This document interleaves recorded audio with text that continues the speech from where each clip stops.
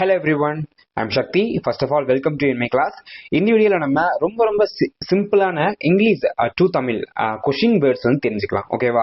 So skip பண்ணாம video பாருங்க. First what அப்படின்னா என்ன அப்படிங்கிற அர்த்தம். ஓகேவா? ஸோ விச் அப்படின்னா எந்த அப்படின்னு சொல்லி பொருளை குறிக்கும். அதே மாதிரி ஹூ அப்படின்னா யார். ஓகேவா? ஹூ அப்படின்னா யார். ஹூ இஸ் தட் அப்படின்னு கூட இங்கிலீஷ் நம்ம கேட்கலாம் இல்லையா? அந்த மாதிரி ஹூம் அப்படின்னா யாரே அப்படின்னு சொல்லி அர்த்தம். ஹூம் அப்படின்னா யாரே. இது நம்ம அடிக்கடி யூஸ் பண்ண மாட்டோம், பட் தெரிஞ்சுக்கலாம். ஓகேவா? ஸோ ஹூஸ் அப்படின்னா யாருடைய, whose that book, whose that car, இப்படி நம்ம பயன்படுத்துறோம் இல்லையா? ஸோ அந்த மாதிரி. ஓகே.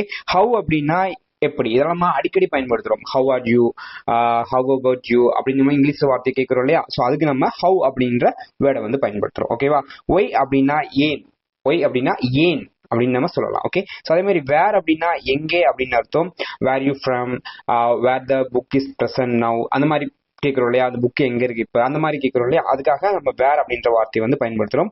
வென் அப்படின்னா எப்பொழுது அப்படின்னு அர்த்தம். ஹவு மெனி அப்படின்னா எத்தனை.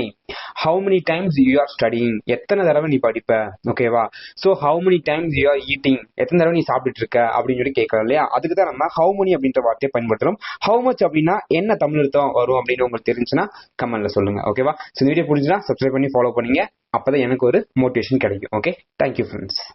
முடியாதது ஒன்றுமே இல்லையே, படியாக்கலாம் தனிகளின்